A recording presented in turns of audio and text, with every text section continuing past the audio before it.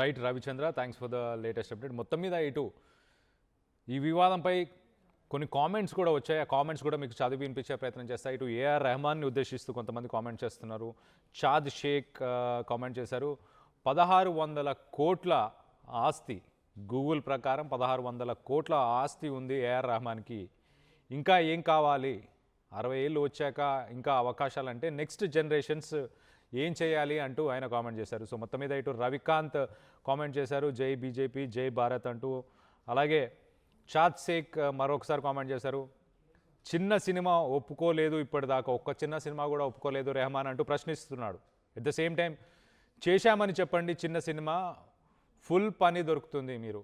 So గమనించాల్సిన విషయం ఇంకొకటి ఏంటంటే చిన్న సినిమాలు ఎప్పుడు ఒప్పుకోలేదు, చిన్న సినిమాలు ఎప్పుడు చేయలేదని ఇటు చెప్పుకొచ్చే ప్రయత్నం చేస్తున్నారు. At the same time PSV Prasad comment చేస్తున్నారు, రెహమాన్ ఉన్నమాట చెబితే దేశద్రోహేనా అంటూ క్వశ్చన్ చేస్తున్నారు. ఉన్న మాట అంటూ ఇటు ప్రసాద్ కామెంట్ చేశారు. ప్రసాద్ గారు ఉన్న మాట ఏం లేదండి, ఇటు కంగనా రనౌత్ సినిమా స్టోరీ కూడా వినలేదంట, డైరెక్ట్గా రిజెక్ట్ చేశారంట.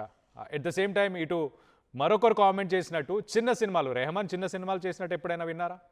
ఇప్పుడు ఆయన ఆస్తి వివరాలు ఒకసారి గూగుల్లో చూసి ఒకరు కామెంట్ చేశారు, 1600 కోట్లు అంట. అంత ఆస్తి ఉంది, మరి చిన్న సినిమాలు చేస్తున్నారా? ఏమన్నా సర్వీస్ చేస్తున్నారా సొసైటీకి? ఏమన్నా ఆయన డబ్బులు తీసుకొని భారీ బడ్జెట్స్తో ఉన్న సినిమాలు మాత్రమే చేస్తున్నారు అంటూ ప్రశ్నిస్తున్నారు కొంతమంది. పిఎస్వి ప్రసాద్ గారు, మీరు మరి వాళ్ళ ప్రశ్నలకి మీరు సమాధానం ఇవ్వాలనుకుంటే మీరు కింద స్క్రాల్ అవుతున్న నంబర్స్కి మీరు కాల్ చేయొచ్చు, అలాగే ఇక్కడ కామెంట్ కూడా చేయొచ్చు. వెంకీ పదాల కామెంట్ చేశారు, రెహమాన్కి ఫుల్ సపోర్ట్ లేకుండా ఇంతకాలం ఎలా వచ్చాడు, ఎట్లా వచ్చాడు? ఇన్ని సంవత్సరాలు ఆయనకి అసలు ప్రజలు కానీ లేకపోతే ఇండస్ట్రీకి సంబంధించిన వాళ్ళు సపోర్ట్ చేయకుండా ఇన్ని సినిమాలు ఎలా చేశాడు? ఇంత సంపాదన, ఇంత ఆదరణ, ఇంత అభిమానులని ఎలా సంపాదించుకున్నాడు అంటూ ఇటు వెంకీ పదాల క్వశ్చన్ చేస్తున్నారు. సో మొత్తం మీద వెంకీ పదాల మరొక కామెంట్ చేశారు, ఇండియా మొత్తం తనని ఆదరించింది కదా. Yes, exactly. ఇటు బీజేపీ కేంద్ర మంత్రి కిషన్ రెడ్డి కూడా అదే చెప్పుకొచ్చారు. ఇండియా మొత్తం తనని ఆదరించింది, అన్ని భాషల్లో కూడా తన పాటలని, తన మ్యూజిక్ని తను చేశాడు, కంపోజ్ చేశాడు కదా, తన పాటలు అన్ని భాషల్లో కూడా వినిపించాయి కదా, భారతదేశ ప్రజలందరికీ కూడా క్షమాపణలు చెప్పాలి అంటూ ఇటు కేంద్ర మంత్రి కిషన్ రెడ్డి కూడా అదే మాట వ్యాఖ్యానించారు. ఇటు వెంకీ పదాల కూడా సేమ్ కామెంట్స్ చేస్తున్నారు. సో ఒకసారి రాదీప్ కామెంట్స్ చేస్తున్నారు, ఒక సినిమాని టార్గెట్ చేయమని. అలా మనం ఒక వ్యక్తికి సంబంధించిన ఇష్యూని మనం ఒక సినిమాకి మనం కోరిలేట్ చేయకూడదు రాదీప్. అలాగే రవి కామెంట్ చేశారు, ఖచ్చితంగా ఉంది బాలీవుడ్లో రాజకీయం అని చెప్తున్నారు. ఎస్, ఖచ్చితంగా రాజకీయం ఎంతో కొంత ప్రతి ఇండస్ట్రీలో ఉంటుంది, ప్రతి ప్లాట్ఫామ్లో, ప్రతి ఆఫీస్లో ఎంతో కొంత రాజకీయాలు ఉంటాయి. కానీ ఏఆర్ రెహమాన్ చరిత్ర ఒకసారి మనం చూస్తే ఇన్ని అవార్డులు, ఇన్ని సినిమాలు, ఇంత రెన్యూమరేషన్, ఇన్ని సంపాదన, ఇంత వరల్డ్ ఫేమస్ ప్లాట్ఫామ్స్ మీద కూడా తను ప్రదర్శించడం, ఇవన్నీ జరిగిన తర్వాత కూడా తన మీద వివక్ష జరిగింది అని అనడం. 1600 కోట్లు సంపాదించాడు, 60 ఏళ్ళ వయసు వచ్చింది. మరి మిగతా జనరేషన్స్కి సమయము, టైము, అలాగే అవకాశాలు ఇవ్వాలి కదా అంటూ కొంతమంది కామెంట్స్ చేస్తున్నారు. మరి దానికి ఏమంటారు మీరు రవి? సో మొత్తం మీద వెంకీ పదాల మరొక కామెంట్ చేశారు, దిలీప్ పేరుని రెహమాన్గా మార్చుకున్నా ఎవరు తనని తక్కువ చేయలేదు. ఇటు దిలీప్ పేరు, ఇనిషియల్గా తన పేరు రెహమాన్ పేరు దిలీప్, ఆ దిలీప్ నేమ్ని తను చేంజ్ చేసుకున్నాడు. మతం మారిన తర్వాత ఇటు రెహమాన్ అని పెట్టుకున్న తర్వాత కూడా ఎవరు వివక్ష చూపించలేదంటూ కూడా క్వశ్చన్ చేస్తున్నారు. దీనికి సమాధానం ఇవ్వగలుగుతారా ఎవరైనా రెహమాన్ సపోర్ట్ చేసేవాళ్ళు? కింద కామెంట్ చేయండి, లేకపోతే కింద స్క్రాల్ అవుతున్న ఈ నంబర్స్కి మీరు కాల్ చేసి మీ అభిప్రాయాలను వ్యక్తపరచవచ్చు. మరొక కామెంట్ని చదివి వినిపించే ప్రయత్నం చేస్తాను. మరొకసారి చూస్తే ఇటు శ్రీకాంత్ తల్లా, టాలెంట్ అనేది రెహమాన్ ఒక్కడి సొత్తు కాదు, ఇప్పుడు గుర్తుకు వచ్చిందా కులం గురించి ఇప్పుడు ఎందుకు మాట్లాడుతున్నారు? టాలెంట్ అనేది మీ ఒక్కడి సొత్తు కాదు కదా. సో వీళ్ళు కూడా నెక్స్ట్ జనరేషన్స్ గురించి మాట్లాడే ప్రయత్నం చేస్తున్నారు. ఇప్పుడు మ్యూజిక్ టేస్ట్ అనేది ట్రెండ్తో పాటు మారుతూనే ఉంటుంది. ఒకప్పుడు సూపర్ హిట్స్ ఇచ్చిన సినిమా హీరోలు ఇప్పుడు ఇస్తున్నారా? ఇప్పుడు చేస్తున్నారా అసలు సినిమాలు? నెక్స్ట్ జనరేషన్స్ ముందుకు వచ్చాయి. ఆ హీరోలు కానీ వాళ్ళ నెక్స్ట్ జనరేషన్స్ కానీ వాళ్ళు కొత్త స్టోరీస్, కొత్త ఐడియాస్తోని కొత్తగా పర్ఫామ్ చేస్తూ ముందుకు వస్తున్నారు. At the same time music కూడా అంతే. కొంతకాలం ఇటు రెహమాన్ ఆల్మోస్ట్ 30 సంవత్సరాలు 30 ఇయర్స్ తను ఇండస్ట్రీని రూల్ చేశాడు. టాప్ మోస్ట్ ఇండియాలో బెస్ట్ మ్యూజిక్ డైరెక్టర్ ఎవరు అని ఎవరిని క్వశ్చన్ చేసినా, ఏ ఇండియన్ని టచ్ చేసినా ఏఆర్ రెహమాన్ అని చెప్పే ప్రయత్నం చేస్తారు. మనతో పాటు ఒక కాలర్ జాయిన్ అవుతున్నారు, భాస్కర్ అని.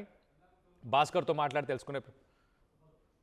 ఓకే రైట్, మరొకసారి కాల్ డ్రాప్ అయింది, మరొకసారి కాల్ ట్రై చేయండి భాస్కర్ గారు. మరికొన్ని కామెంట్స్ మీకు చదివి వినిపించే ప్రయత్నం చేస్తా. ఒకసారి మనం చూస్తే రౌడీ బేబీ, ఆయన టాలెంట్తో ఇండియాకి రెస్పెక్ట్ వచ్చింది, సారీ మీరు చెప్పాలి అంటూ అని అంటున్నారు. ఆయన టాలెంట్తో, ఎగ్జాక్ట్లీ ఆయన టాలెంట్తో ఇండియాకి రెస్పెక్ట్ వచ్చింది. కానీ ఇప్పుడు రెహమాన్ ఎందుకు ఆ పొజిషన్ని, ఆ సిట్యువేషన్ని ఎందుకు ఆయన నిలబెట్టుకోలేకపోతున్నారు? ఎందుకు ఆయన ఇండస్ట్రీని ఉద్దేశించి ఇలాంటి మాటలు మాట్లాడుతున్నారు? ఎస్, ఇంటర్నేషనల్ ప్లాట్ఫామ్లో ఇటు ఆస్కర్ని సాధించాడు, అది కూడా ఒక అవకాశమే కదా. ఇప్పుడు ఆయన టాలెంట్ అంటున్నారు, ఎస్ ఎగ్జాక్ట్లీ టాలెంట్ ఉంది, కానీ చాలా లిమిటెడ్గానే సినిమాలు చేస్తున్నాడు. కంగనా రనౌత్ తన సినిమా స్టోరీ వినమని అన్నా కూడా వినలేదు, డైరెక్ట్గా రిజెక్ట్ చేసేశాడు. తనకి ఎంత అహంకారం అంటూ ఇటు కంగనా రనౌత్ చెప్పుకొస్తుంది. ఇలాంటి అవకాశాలు ఎన్నో వచ్చుంటాయి. చిన్న సినిమాలకు ఎందుకు పని చేయట్లేదు రెహమాన్? ఓన్లీ లిమిటెడ్ సినిమాస్కి, ఓన్లీ హై బడ్జెట్తో ఉన్న సినిమాస్కే ఎందుకు వర్క్ చేస్తున్నాడు? 1600 కోట్ల ఆస్తి ఉంది, ఎలాంటి సర్వీస్ చేస్తున్నాడు? దేశంలో ఇంతమంది అభిమానించిన రెహమాన్ ఇప్పుడు దేశానికి ఇన్ రిటర్న్ ఆయన ఏమి ఇస్తున్నాడు? దీనికి సంబంధించి మీరేమనుకుంటున్నారు? కింద స్క్రాల్ అవుతున్న నంబర్స్కి కాల్ చేసి మీ అభిప్రాయాలను వ్యక్తపరచవచ్చు. మీరు రెహమాన్ని సపోర్ట్ చేస్తున్నారా? ఆయన వ్యాఖ్యానించిన వ్యాఖ్యానాలని సపోర్ట్ చేస్తున్నారా? లేక ఇటు బీజేపీకి సంబంధించిన నాయకులు ఇచ్చిన స్టేట్మెంట్స్ని సపోర్ట్ చేస్తున్నారా? లేకపోతే కొంతమంది వ్యూవర్స్ కామెంట్స్ చేశారు, ఆ కామెంట్స్ని మీకు చదివి వినిపించాను, వాటిని సపోర్ట్ చేస్తున్నారా? ఇంకొన్ని కామెంట్స్ కూడా మీకు చదివి వినిపించే ప్రయత్నం చేస్తా. ఒకసారి మనం చూస్తే, క్షమాపణలు ఎవరికి కావాలి, రెహమాన్ క్షమాపణలు ఎవరికి కావాలి అంటూ క్వశ్చన్ చేస్తున్నాడు. సో అలాగే ఇంకొన్ని కామెంట్స్ కూడా చదివి వినిపించే ప్రయత్నం చేస్తే, ఇటు సల్మా కామెంట్ చేశారు, he is a legend in music but not in humanity about Indians. So మానవతావాదిగా లేడు తను భారతీయుల పట్ల, అలాగే మ్యూజిక్లో మాత్రం తను లెజెండ్ అయి ఉండొచ్చు, కానీ భారతీయుల పట్ల తను మానవతావాదిగా లేడు అంటూ ఇటు సల్మా K999 కామెంట్ చేశారు. తను అప్డేట్ అవ్వాలి లేదా వదిలేసి లెజెండ్గా ఉండాలి, ఈ రోజుల్లో చాలామందికి అవకాశం ఉండాలి కదా అంటూ వెంకి పదాల మరొకసారి కామెంట్ చేశారు. సో మొత్తం మీద తను అప్డేట్ అవ్వాలి, latest trend, latest music, latest టేస్ట్కి. ఇప్పుడు ప్రజలు దేన్ని ఇష్టపడుతున్నారు, ఎలాంటి మ్యూజిక్ ఇష్టపడుతున్నారు? ఇప్పుడు మనం క్రికెట్ లాంటి ఒక స్పోర్ట్ చూస్తే, అలాంటి స్పోర్ట్స్లో కూడా లెజెండ్స్, మహామహులు ఉన్నారు. నేను ఎవరి పేర్లు తీసుకోదలుచుకోలేదు, మహామహులు ఉన్నారు. అలాంటి మహామహులు ఒక సర్టన్ పీరియడ్ ఆఫ్ టైం, ఒక పాయింట్ తర్వాత నెక్స్ట్ జనరేషన్స్కి అవకాశం ఇస్తారు, పక్కకు వైదొలుగుతారు. ఒక కోచ్గా గైడెన్స్ ఇచ్చే ప్రయత్నం చేస్తారు, ఒక సెలెక్టర్గా కొత్త టాలెంట్ని ఐడెంటిఫై చేసే ప్రయత్నం చేస్తారు. ఇలా రకరకాలుగా వాళ్ళు సొసైటీకి మళ్ళీ సర్వీస్ ఇవ్వడానికి ప్రయత్నం చేస్తుంటారు. మరి అలాంటిది రెహమాన్ స్టోరీస్ వస్తున్నాయా? వినట్లేదు, అసలు డైరెక్ట్గానే రిజెక్ట్ చేస్తున్నాడు. ఓన్లీ హై బడ్జెట్ ఉన్న సినిమాలకి. ఇంకొకరు కామెంట్ చేశారు, ఎంత డబ్బులు ఇస్తాడో, ఎంత డబ్బులు తీసుకుంటాడో ఆ డబ్బులకి తగినంత మ్యూజిక్ ఇస్తాడంట. అంటే అతనికి రెన్యూమరేషన్ బాగుంటే గనక మంచి మ్యూజిక్ ఇస్తాడంట, రెన్యూమరేషన్ తక్కువ ఉంటే కొంచెం తక్కువ స్టాండర్డ్ మ్యూజిక్ని ఇస్తాడంట.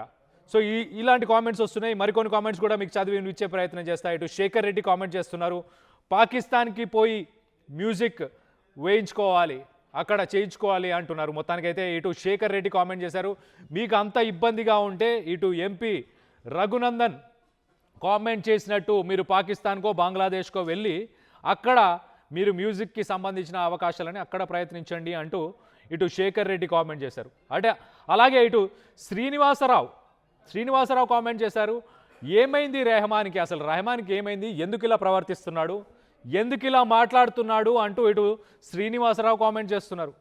అలాగే ఇటు వెంకట్ కామెంట్ చేశారు, ఇటు పాకిస్తాన్కి వెళ్ళండి అంటూ. సో మొత్తం మీద ఇటు శ్రీనివాసరావు కామెంట్ చేస్తున్నారు, అన్య మతస్థులకు నేను సపోర్టు చేయను, ఇలాంటి కామెంట్స్కి నేను సపోర్టు చేయను అంటూ శ్రీనివాసరావు కామెంట్ చేసే ప్రయత్నం చేస్తున్నారు. ఇట్లా వడ్ల రాజేశ్వర్ పాకిస్తాన్కి దొబ్బేయండి అంటూ ఇటు వడ్ల రాజేశ్వర్ కామెంట్ చేస్తున్నారు.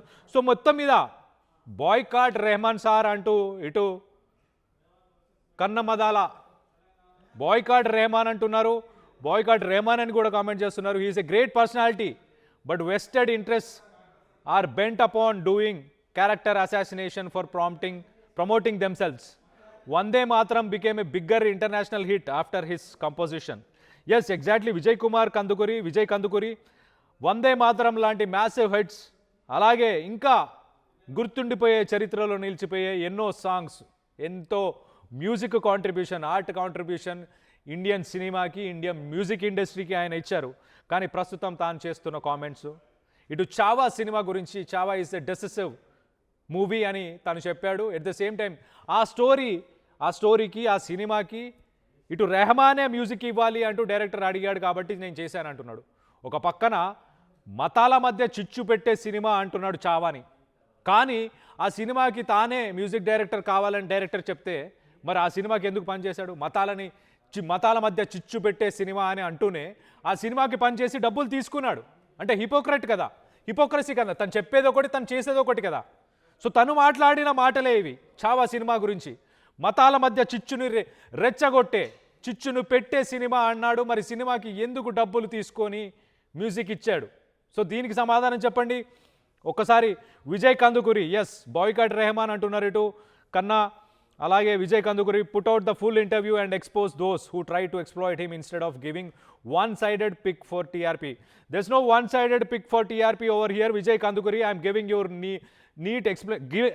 the detailed explanation about his interview with international media. ఆయన మాట్లాడింది ఒక ఇంటర్నేషనల్ మీడియాతో. ఆ ఇంటర్నేషనల్ మీడియాకి సంబంధించిన వీడియో ప్రస్తుతానికి సోషల్ మీడియాలో ఉంది, మీరు దాన్ని చూడొచ్చు. అది ఇంకో మీడియా సంస్థకి సంబంధించిన వీడియో కాబట్టి మేము దాన్ని యూజ్ చేయట్లేదు. కానీ మీరు ఆయన మాట్లాడిన మాటలని మీరు సోషల్ మీడియా మాధ్యమంలో కానీ, యూట్యూబ్లో కానీ ఎక్కడైనా చూడొచ్చు. ఆయన చాలా క్లియర్గా Chhaava movie is a decisive movie అన్నాడు. యాంకర్ క్వశ్చన్ చేశాడు, Chhaava movie is a decisive movie అని క్వశ్చన్ చేస్తే ఈయన అంగీకరించాడు. ఈయన చెప్పాడు చాలా క్లియర్గా, it is a decisive movie and director asked me to work for it and you are the right person. మీరే ఈ సినిమాకి కరెక్ట్ పర్సన్, మీరే ఈ సినిమాకి మ్యూజిక్ ఇవ్వాలి అంటూ అటు ఆ డైరెక్టర్ చెప్పాడు కాబట్టే నేను పనిచేశాను అని రెహమాన్ తన మాటలతోనే, తన నోటితో చెప్పిన మాటలు. సో మొత్తం మీద ఇటు కంగనా రనౌత్ సినిమా గురించి ఒకసారి, ఎమర్జెన్సీ సినిమా గురించి ఒకసారి మాట్లాడుకుంటే, కంగనా రనౌత్ చేసిన ఎమర్జెన్సీ అనే ఒక సినిమా, ఆ స్టోరీకి మ్యూజిక్ డైరెక్టర్గా రెహమాన్ని అప్రోచ్ అయింది. చాలా క్లియర్గా మీకు సినిమా కథ మొత్తం వివరిస్తాను, దానికి మ్యూజిక్ డైరెక్టర్గా మీరు కావాలి అంటూ ఆయన అపాయింట్మెంట్ రిక్వెస్ట్ చేసింది. అసలు ఇదొక ప్రాపగండాకి సంబంధించిన సినిమా, ఇదొక కాషాయం జెండాకి సంబంధించిన, కాషాయం పార్టీకి సంబంధించిన సినిమా కాబట్టి మీ ప్రాపగండాకి నేను పని చేయనంటూ చెప్పుకొచ్చాడు. మొత్తానికి అసలు అపాయింట్మెంట్ కూడా ఇవ్వలేదు, ఆ స్టోరీ కూడా, నరేషన్ కూడా వినలేదు అంటూ కంగనా రనౌత్ ఆమె చెప్పుకొస్తుంది. ఆమె చాలా క్లియర్గా చెప్పుకొస్తుంది, అసలు స్టోరీ కూడా వినలేదు. కానీ ఆ సినిమా తీసిన తర్వాత నేను చాలా బ్యాలెన్స్డ్గా ఆ సినిమాను చేశానంటూ ఇటు ప్రతిపక్ష నేతలే నాకు లెటర్స్ పంపించారు అంటూ కంగనా రనౌత్ చెప్పుకొచ్చింది. సో మొత్తం మీద మరికొన్ని కామెంట్స్ కూడా మీకు చదివి వినిపించే ప్రయత్నం చేస్తా. ఇటు సాయిది రెడ్డి కామెంట్ చేశారు, వేరే వాళ్ళు ఎదుగుతుంటే ఓర్చుకోలేని తనం, చాదస్తం ఎక్కువ అయినప్పుడు ఇలాంటి సెంటిమెంట్ వ్యాఖ్యానాలు చేస్తారా అంటూ ఇటు సాయిది రెడ్డి కామెంట్ చేశారు, మల్లె సాయిది రెడ్డి. సో మొత్తం మీద వయసు మీద పడుతుంది అంటూ కామెంట్ చేస్తున్నారు. అలాగే ఎదుటి వాళ్ళ ఎదుగుతున్నారు కాబట్టి అది ఓర్చుకోలేకపోతున్నాడు రెహమాన్ అంటూ చెప్పుకొచ్చే ప్రయత్నం చేస్తున్నాడు. కానీ సైదీ రెడ్డి, నేను ఒకటి మీకు చెప్పే విషయం ఏంటంటే, ఇటు రెహమాన్ ఎవరితో పోల్చుకోవాల్సిన అవసరం లేదు. ఆయన ప్రపంచంలో అత్యున్నత స్థానాలు, ఆస్కార్ దాకా వెళ్ళాడు. ఆస్కార్ లాంటి అవార్డ్స్ పొందాడు. ఇంటర్నేషనల్ స్టేజ్ కావచ్చు, నేషనల్ లెవెల్లో ఆయన చూడలేనిది ఏదీ లేదు. అన్ని చూసిన తర్వాత కూడా ఇంకా ఓర్వలేని తలం ఏముంది? సో మొత్తం మీద ఆలోచించాల్సిన విషయం, రెహమాన్ ఏ ఉద్దేశం మీద ఇలాంటి వ్యాఖ్యానాలు చేశాడు? తనని మతపరంగా కించపరిచారు, మతపరంగా తనకు అవకాశాలు ఇవ్వట్లేదు అంటూ చెప్పుకొచ్చే ప్రయత్నం చేశారు. సో ఇండస్ట్రీలో వివక్షత ఉంది ఖచ్చితంగా అంటూ చెప్పుకొచ్చే ప్రయత్నం చేశారు.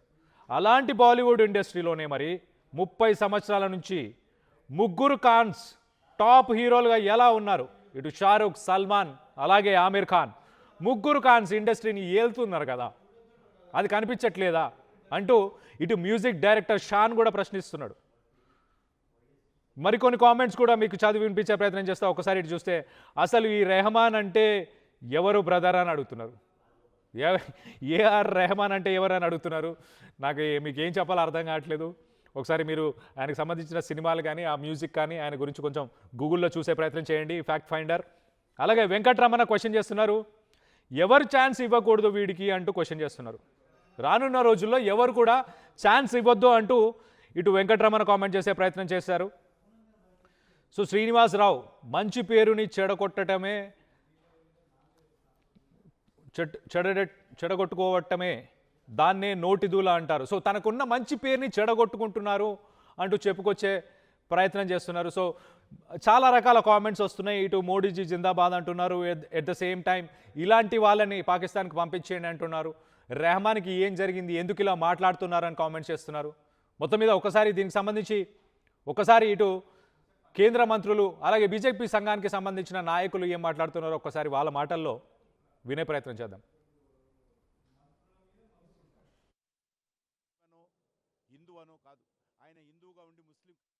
ఇంగ్లీష్, తమిళ్ అన్ని భాషలలో ఆయనే మ్యూజిక్ ఇస్తాడు. ఈ దేశంలో గొప్ప మ్యూజిక్ ఇచ్చేవాళ్ళు ఎవరంటే ఏఆర్ రెహమాన్ అని అందరూ, irrespective of caste, creed, race, religion అందరం ఆయనను గౌరవిస్తాం, అందరం ఆయన మ్యూజిక్ వింటాం. ఇంకా ఆయనకి ఏం కావాలి?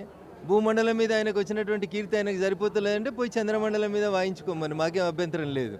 But irrespective of cost, irrespective of religion, భారతదేశ ప్రజలందరూ కూడా ఏఆర్ రెహమాన్ మ్యూజిక్ని ఇష్టపడతారు, ఏఆర్ రెహమాన్ గారిని ఇష్టపడతారు.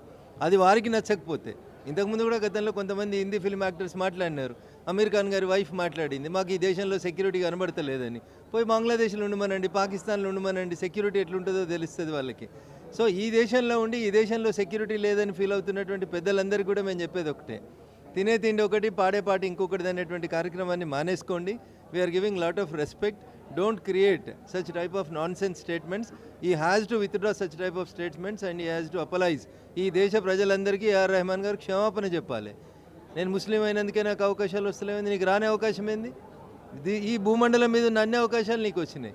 If you are not satisfied, అందుకనే మన చంద్రయాన్ 3 సక్సెస్ చేసినాం మీలాంటి పెద్దల కోసమే. మీరు కావాలంటే అక్కడికి పోండి, అక్కడ పోయి మ్యూజిక్ కొట్టుకోండి, బాగుంటుంది. ఈ దేశంలో తెలుగు, హిందీ, ఇంగ్లీష్, తమిళ్ అన్ని భాషలలో ఆయనే మ్యూజిక్ ఇస్తాడు. ఈ దేశంలో గొప్ప మ్యూజిక్ ఇచ్చేవాళ్ళు ఎవరంటే ఏఆర్ రెహమాన్ అని అందరూ, irrespective of caste, creed, race, religion అందరం ఆయనను గౌరవిస్తాం, అందరం ఆయన మ్యూజిక్ వింటాం. ఇంకా ఆయనకి ఏం కావాలి? భూమండలం మీద ఆయనకు వచ్చినటువంటి కీర్తి ఆయనకు సరిపోతలేదంటే పోయి చంద్రమండలం మీద వాయించుకోమని మాకేం అభ్యంతరం లేదు. అసలైన తొలి వెలుగు. ఫాలో వాట్సాప్ @తొలి వెలుగు official.